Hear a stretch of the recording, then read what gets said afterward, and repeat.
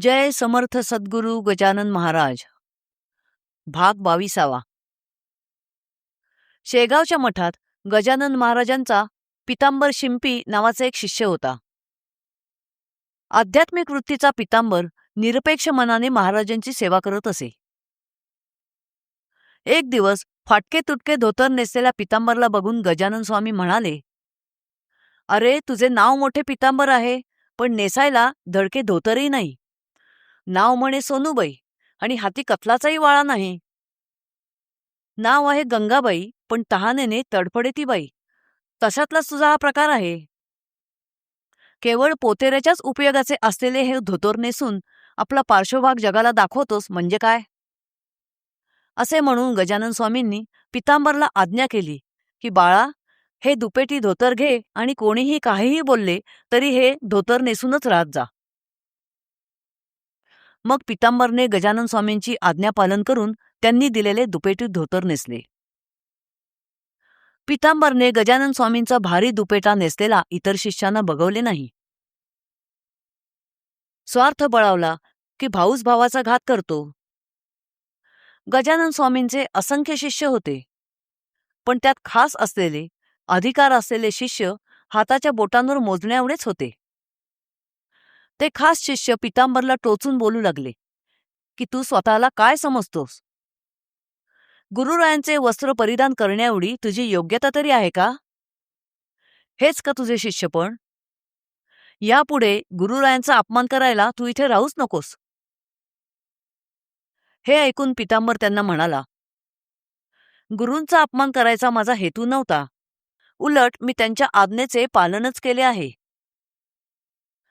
गुरुरायांनी मला आज्ञा केली म्हणूनच मी त्यांचे हे वस्त्र नेसलो आहे." शिष्यांमध्ये सुरू झालेली अशी वादावादी मिटवण्यासाठी गजानन स्वामींनी लीला केली. ते पितांबरला म्हणाले, "पितांबरा, तू आता इथून दूर निघून जाण्याची वेळ आली आहे. मूल जाणते झाल्यावर आई त्याला आपल्यापासून दूर करते. तेव्हा तू आता इथून निघून जा आणि ठिकठिकाणी हिंडून लोकांचा उद्धार कर. तुझ्यावर माझी सदैव कृपा राहील." गजानन स्वामींची आज्ञा वंदनीय मानून आणि त्यांना साष्टांग नमस्कार करून पितांबर शेगावचा मठ सोडून निघाला. तो जायला निघाला खरा, पण त्याचा पाय निघता निघत नव्हता. डोळे आसवांनी डबडबले होते. तो परत परत मागे वळून पाहत होता. शेगाव सोडल्यानंतर पितांबर फिरत फिरत कोंडोली गावातील एका वनात पोहोचला आणि एका वटलेल्या आंब्याच्या झाडाखाली आपल्या गुरुचे चिंतन करत बसला. रात्रभर तो तेथेच बसला. सूर्योदयानंतर तेथील मुंगळे त्याच्या अंगावर चढून त्याला त्रास देऊ लागले. त्यामुळे हैराण होऊन पितांबर त्या आंब्याच्या झाडावर चढला. आंब्याच्या संपूर्ण झाडावरच खूप मुंग्या व मुंगळे होते.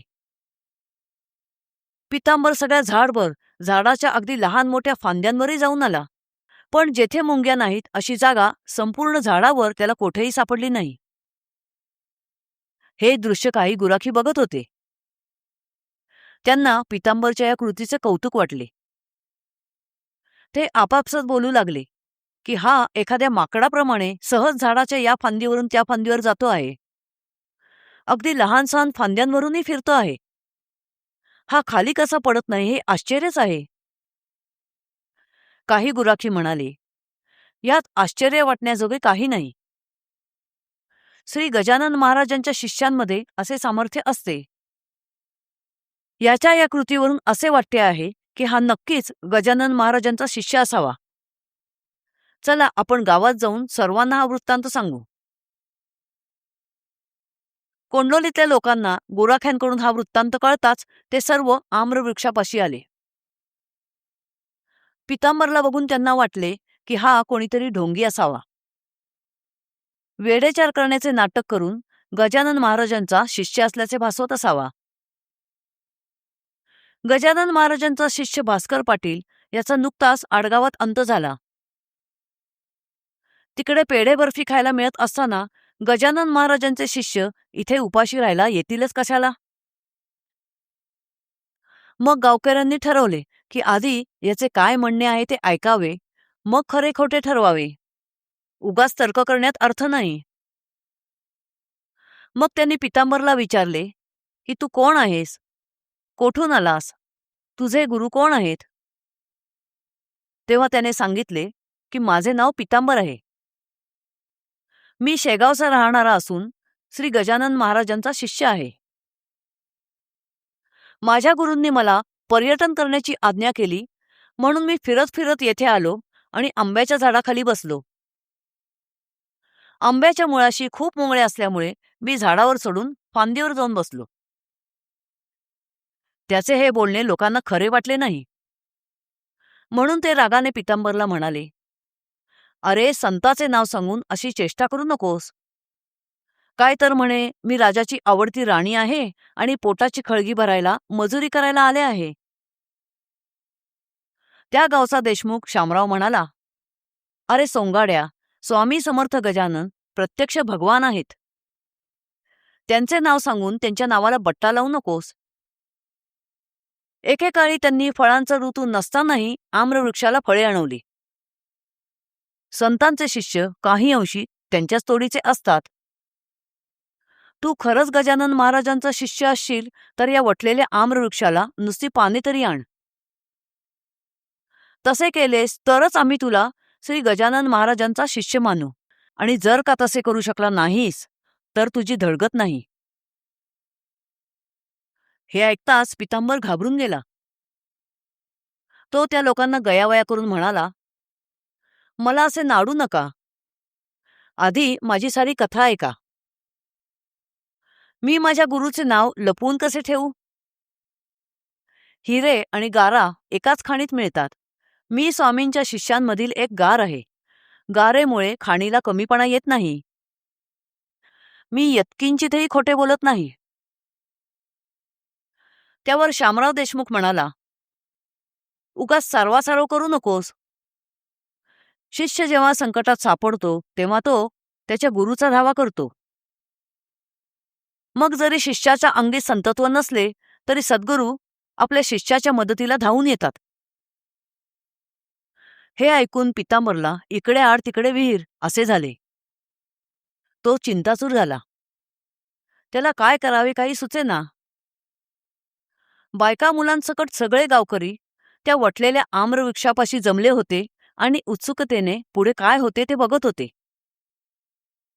शेवटी निरुपाय होऊन पितांबरने हात जोडले आणि आपल्या सद्गुरूंचे स्तवन सुरू केले. हे स्वामी समर्थ गजानना, ज्ञानांबरीच्या नारायणा, पदनताच्या रक्षका, माझ्या मदतीला धाव. हे भक्तपाला, माझ्यामुळे तुला दोष लागत आहे. तेव्हा कृपा करून हे समर्था या वटलेल्या आम्रवृक्षाला पालवी आणव. हे माते, माझ्यावर मरण संकट आले आहे आणि माझी भिस्त तुझ्यावरच आहे. जसे भक्त प्रल्हादाला वाचवण्यासाठी स्तंभी नरहरी प्रकटला, तसेच माझे रक्षण करणे आता सर्वस्वी तुझ्या हातात आहे. संत हे साक्षात देवच असतात. लोक मला संत श्री गजाननाचा शिष्य समजतात.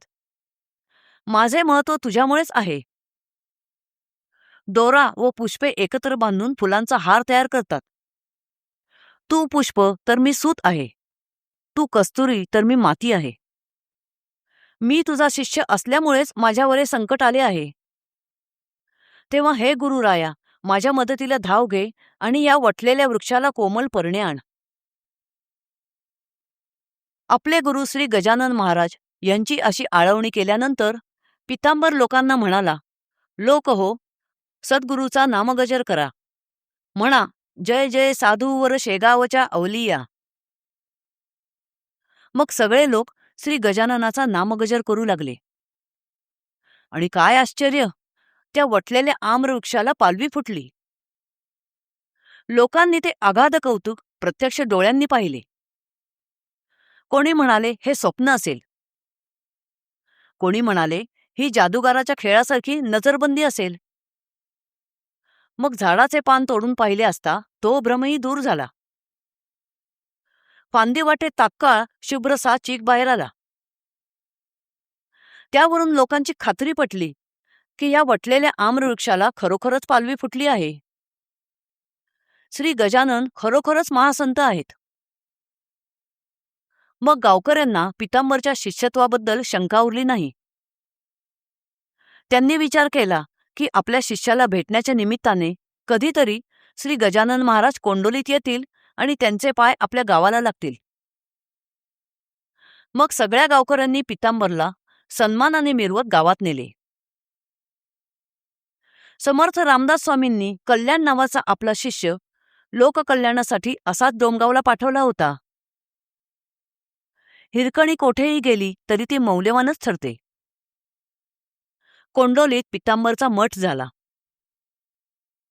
मठाला गजानन महाराजांनी भेट दिली. पितांबरने गजानन महाराजांच्या कृपेने कोंडोलीत अनेक लीला केल्या.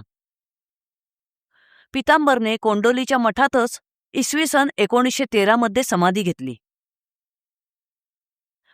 जय समर्थ सद्गुरू श्री गजानन महाराज.